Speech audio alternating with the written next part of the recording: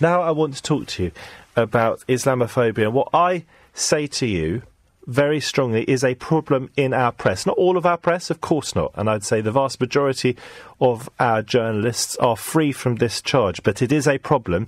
And people are getting away with saying highly offensive and inflammatory things about Muslims that they simply wouldn't get away with saying about Jews or blacks or any other denomination in this country. And I think it is disgusting, and I think it has to stop. And as a journalist myself, I feel it my responsibility to point it out. This is no manufactured sense of outrage. It makes me really very angry indeed, and I want to talk to you about it in the coming hour.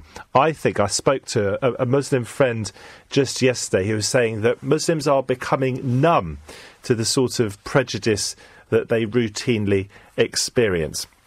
Why are we talking about it specifically this morning? It's not something that I'm not even sure this is something that we have ever tackled head on. I think maybe in the aftermath of a terrorist attack last year, I asked, what is it like being a Muslim living in Britain in then 2017? But I want to tackle Islamophobia head on. I felt for quite some time, and maybe more than ever in the past year or so, that there is a problem with Islamophobia in our press that should be setting a far better example. People get away with things that they just wouldn't get away if they were talking about another group. Let me give you this latest example, but there have been several stories about this, or a couple of stories at least this week. This is an article in The Spectator magazine, and I'm a subscriber, and some of the writing in The Spectator is really fantastic. To give you one example, Matthew Parris, someone I mentioned on the show yesterday, there's some really good stuff in there. It's very entertaining. I find it often very entertaining because it's coming from the right. And as someone who I would say is left-leaning, like myself, can often be much more fun reading journalists who do come from a very different perspective. And somehow, I think probably, broadly speaking, the better writers tend to be leaning to the right in this country. I'm not quite sure why that is. But anyway, The Origins of Labour's Racism is the title of this piece, and it's by Rod Liddle, and it's talking about Labour's anti-Semitism problem, something we've discussed on this show, of course, in recent weeks. But the irony of a piece being published in a mainstream publication like The Spectator, tackling the question and a concern, as I've said before, that's very close to my heart, tackling the concern of anti-Semitism and trying to root it out and describe how wicked it is, but in the same breath including this line. And it is, we know why the Muslims are anti-Jewish. It's all there in Muhammad's hadiths and in the Quran. That I find deeply offensive. Now, it doesn't just talk about Muslims being anti-Jewish, it also talks about the whiteys, as Rod Liddle puts it. Let me put it in a little bit more context so you have a better sense of it. The Labour Party, meanwhile, according to Rod Liddle, continues to pretend that there's not really any anti-Semitism in the party, despite the appalling stories of abuse meted out both to Jewish MPs such as Luciana Berger and non-Jewish MPs such as John Mann, who had the gall to stick up for Jewish MPs. So far, so good, I think. Quite right to be calling this out. This is all a confected outrage, the leadership insists, says Rod Liddle. That's not entirely true, because Jeremy Corbyn has called out anti-Semitism in the party. Whether or not he's done enough about it is a different question. But he goes on to say, and when you prod and pry a little deeper at this assertion, you find out that they mean it's the Jews behind it. They don't quite say that, but it's what they mean. I was kicked out of the party, says Rod Liddle, a year or so back for having suggested that the rising tide of anti-Semitism within Labour was a consequence of its growing Muslim membership, and also the radical white pro-Palestinian far left, which of course now runs the party. So he's not saying it's just Muslim anti-Semitism. He is including white people in it as well. But this is the line that gets my goat. This makes me furious. We know, he says, why the Muslims are anti-Jewish. It's all there in Muhammad's hadiths and in the Quran. And he goes on to say, but how have the whiteys got themselves transformed into racist bigots? Now, Rod Liddle is an agent provocateur, isn't he? He provokes you. He says things that are right on the line. This is firmly beyond the line. And I ask you to substitute the word Muslims, or rather the word Jews, for Muslims. And this is something I thought about in the past in the British media. So let me reread this to you with those words swapped round. Imagine if you'd said, we know why the Jews are anti-Muslim. It's all there in the Torah. You couldn't imagine those words being written in a British mainstream publication. They would not be published. You couldn't get away with it. Fantastic, quite right, you shouldn't get away with it, because it'd be deeply anti-Semitic to assume that the Jews are anti-Muslim. So why, in a supposedly reputable magazine such as The Spectator, which I read, I subscribe to, and has some fantastic content, why are you able to slip in this line, we know why the Muslims are anti-Jewish? Maybe you can help me and tell me why you think that this is an acceptable form of prejudice and bigotry in this country in this day and age. 0345 6060 973 is the number to call. Let me give you another example of where I think the British press has fallen down. This is a story from November of last year, and the headline is, "The Sun cleared over Muslim problem," inverted commas, Trevor Kavanagh article.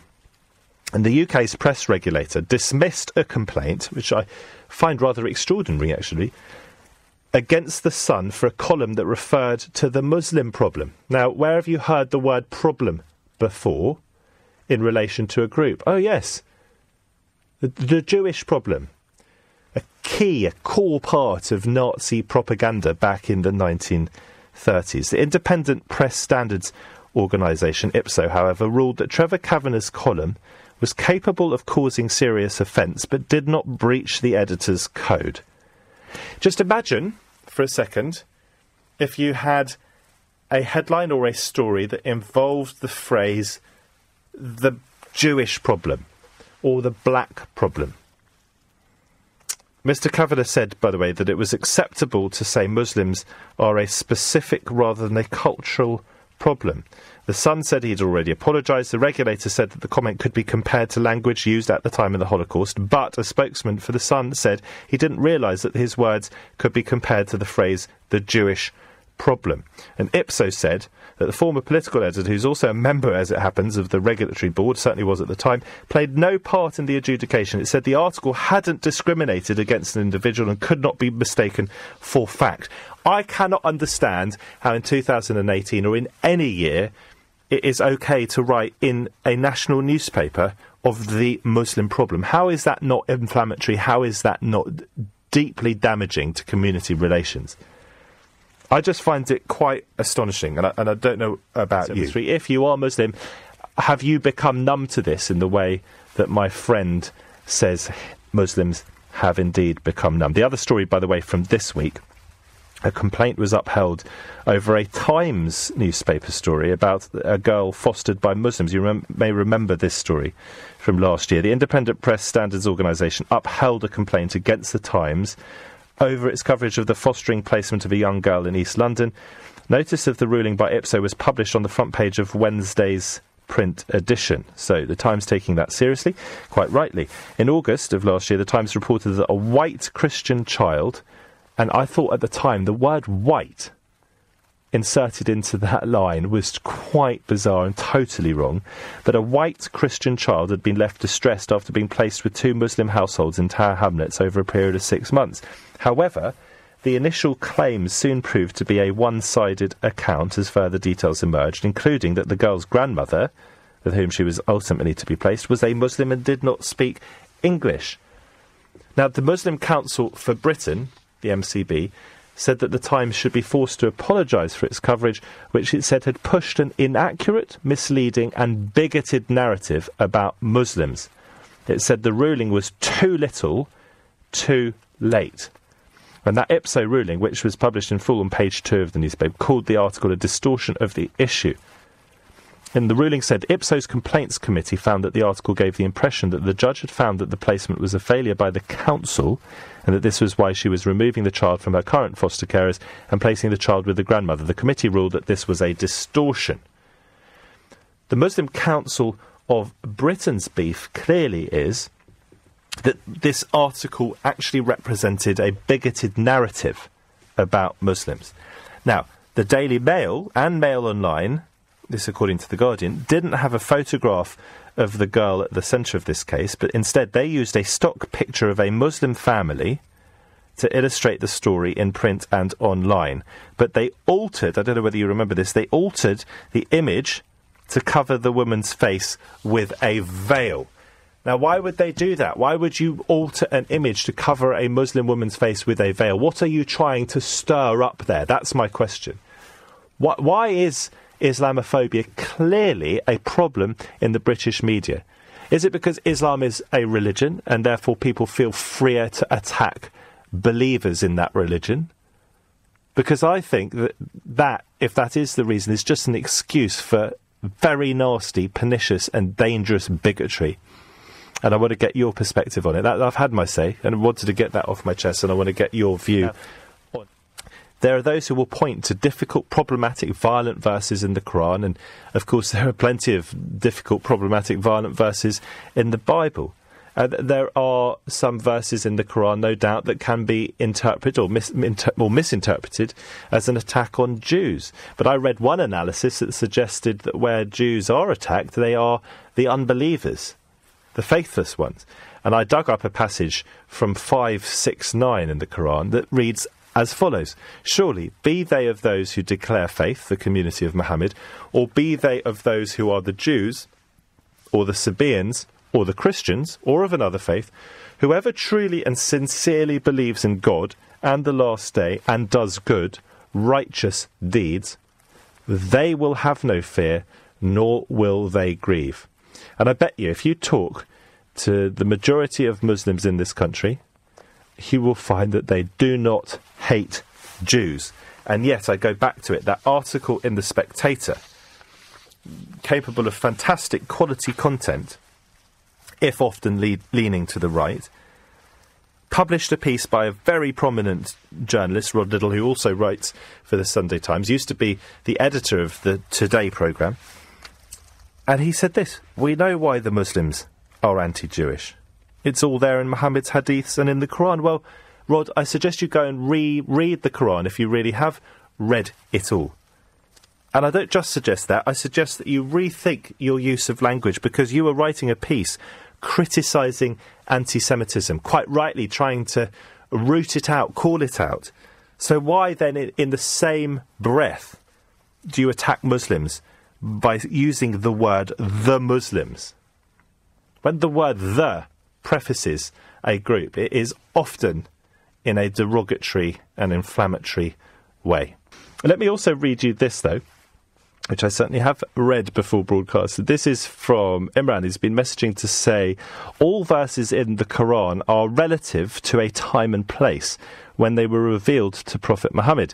So if they refer to violence, then it was revealed at times of war, when massive groups of people were travelling from afar to destroy the small but growing number of Muslims. In other words, I think what Imran is saying there is context really, really matters. And of course, with the Quran, as with the Bible, if you interpret it overly literally, you're going to find yourself in problems. That's my view. Let's see what Abbas thinks in Redbridge. Abbas, good morning. Hi there, good morning. Yeah, Matt, I think we do have a huge problem at the moment with Islamophobia, and clearly we have a problem with anti-Semitism as well. And I think all forms of bigotry, racism and fascism, we have to reject it and unite against it. This notion that, Muslims should and would hate Jews because of what it says in the Quran or the Hadith, this person is clearly ignorant. And ignorant to the extent whereby we have a very famous story of the Prophet Muhammad, peace be upon him, who sorts out a financial dispute between a Jew and a Muslim. And after their testimony, he sides with the Jew against the Muslim. Because in the verse of the Quran, it very clearly says, "O ye who believe, stand up as witnesses in justice, even against yourselves, against your parents, or against your family, whether one is rich or poor." That statement is in Harvard University as one of the most profound of three statements that they selected in support of justice and fairness. It doesn't matter whether it's a Jew or a Christian or a Muslim. You have to be just and you have to be fair. And in fact, the second Caliph Umar took the keys of Jerusalem He went to he told the Jews and the Christians that your people would not be, your places of worship and your people would not be touched. And in fact, Salahuddin, when he conquered Jerusalem, he went into the synagogues and the churches, and he said that your people will not be touched and your places of worship will not be touched. And in fact, we look at Andalus in Spain in the 14th and 15th century when the Crusaders went in. The Jews left with the Muslims to reside in North Africa, in Morocco, where my wife's family, 6 generations ago, fled and also left for North Africa because she's ethnically Jewish. So, this nonsense about we've had this sort of anti-Semitism within Islam or within Muslims, no doubt there are some Muslims who are vile and they are racist, they're fascist, and they may be anti-Jewish, anti-Semites. But, however, the vast majority of us would reject that type of sentiment because we believe fundamentally that it goes against the Quran and against the teachings of the Prophet Muhammad, peace be upon him. There's a very good verse in Surah Kahf in the Quran, in the 18th chapter, and it says that these people, they lie and they deceive and to ridicule the signs of God because they have to make stuff up to persuade people of their cause. And that's what these people are doing. Abbas, did I quote successfully and accurately from the Quran, 569, when I said, surely be they of those who declare faith, the community of Muhammad, or be they of those who are the Jews, or the Sabaeans, or the Christians, or of another faith, whoever truly and sincerely believes in God and the last day, and does good, righteous deeds, they will have no fear, nor will they grieve. Absolutely, and he also says, even amongst the Jews and the Christians, there are believers. In other words, those people who abided by the laws of Moses and followed Moses, we regard them as believers who, if they did righteous acts, will indeed go to paradise. As did the Christians who followed Jesus and his teachings authentically, and they worshipped according to the commandments of Jesus and abided by the laws of Jesus, which were in fact Jewish laws.